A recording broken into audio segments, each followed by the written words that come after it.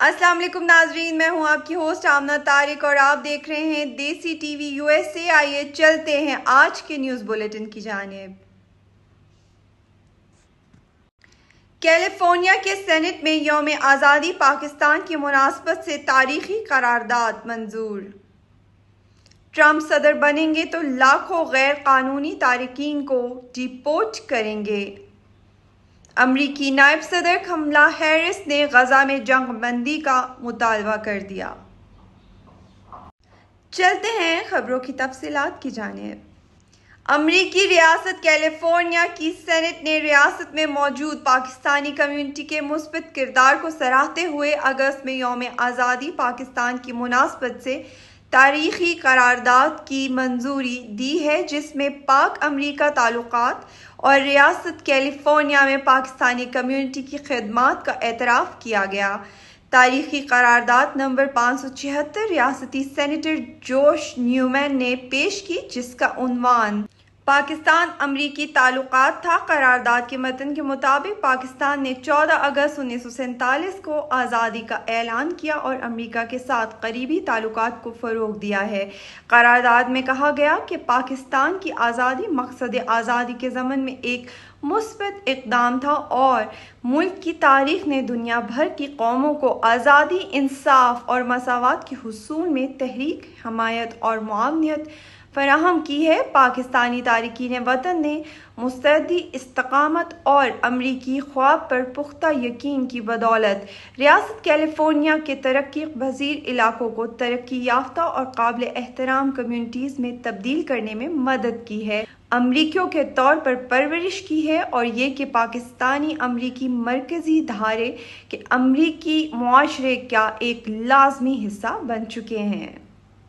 Finance, technology, قانون، طب، تعلیم، کھیل، میڈیا، فنون، فوج اور حکومت کے شعبوں میں کیلیفورنیا کے باشندوں کے طور پر اور دیگر علاقوں میں اہم کردار ادا کر رہے ہیں، اور یہ کہ کیلیفورنیا بھر میں عوام نے پاکستانی امریکیوں کی کامیابیوں، شراکتوں اور تاریخ کو تسلیم کرتے ہوئے اور پاکستانی امریکیوں کو درپیش چیلنجوں اور مواقع کو سراہتے ہوئے پاکستان امریکی تعلقات کا جشن منایا ہے۔ پاکستانی امریکن کمیونٹی ایک نئے دور کی تیاری کر رہی ہے اور ایک نئی تاریخ رقم کر رہی ہے۔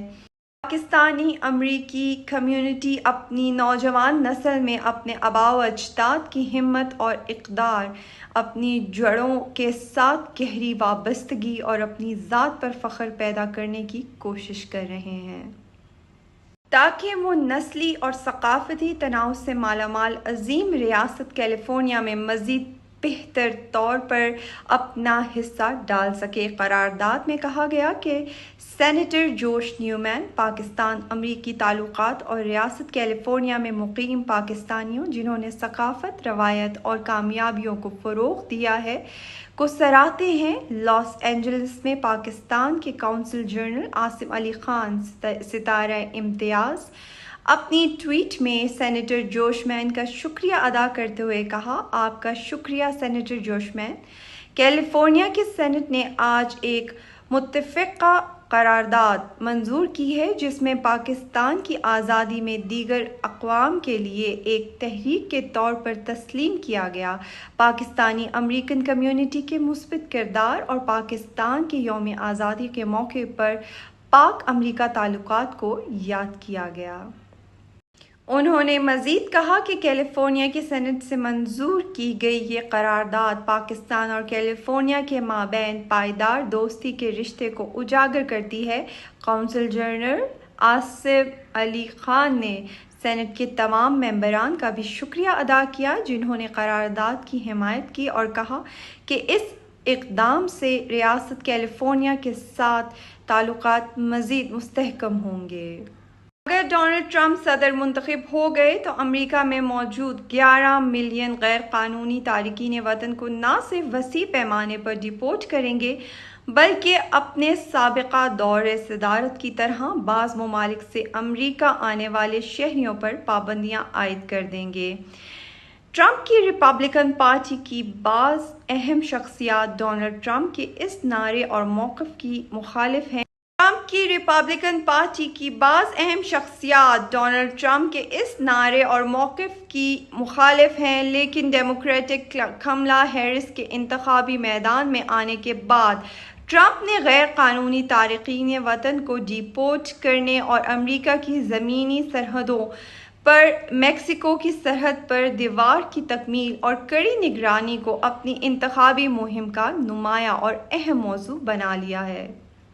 ٹیکساس کی سرگرم ریپبلکن خاتون لورین پینا کا کہنا ہے کہ الیگل اور انویژن کو ڈیپورٹ کرنے کے نعرے، اعلانات اور وعدوں کا ذکر سن کر میں پریشان ہوں۔ امید ہے کہ ڈونلڈ ٹرمپ ہر فیملی کو ڈیپورٹ نہیں کریں گے، بلکہ وہ جرائم پیشہ اور ریپ کرنے والوں کو ڈیپورٹ کرنے کی بات کر رہے ہیں۔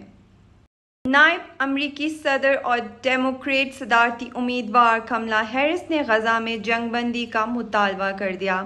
غزہ کے الطابعین اسکول پر اسرائیلی حملے سے متعلق میڈیا سے گفتگو کرتے ہوئے کملا ہیرس نے کہا کہ غزہ میں ایک بار پھر کافی سارے شہریوں کی جانیں گئی ہیں۔ امریکہ کی نائب صدر نے کہا کہ اسرائیل کو حماس کے پیچھے جانے کا حق ہے۔ کملا ہیرس نے یہ بھی کہا کہ میں پہلے بھی بارہا کہہ چکی ہوں کہ شہریوں کی ہلاکتوں سے گریز کرنا اہم ذمہ داری ہے۔ نائب امریکی صدر کا کہنا تھا کہ ہمیں یرغمالیوں کی رہائی اور جنگ بندی معاہدے کی ضرورت ہے۔ کملا ہیرس نے کہا کہ یرغمالیوں کی رہائی اور جنگ بندی معاہدہ اب ہونا چاہیے۔ ناظرین، فی الوقت خبروں کی دنیا سے اتنا ہی۔ آپ دیکھ رہے تھے دیسی ٹی وی USA۔ آپ سے اجازت چاہتی ہوں۔ اللہ حافظ۔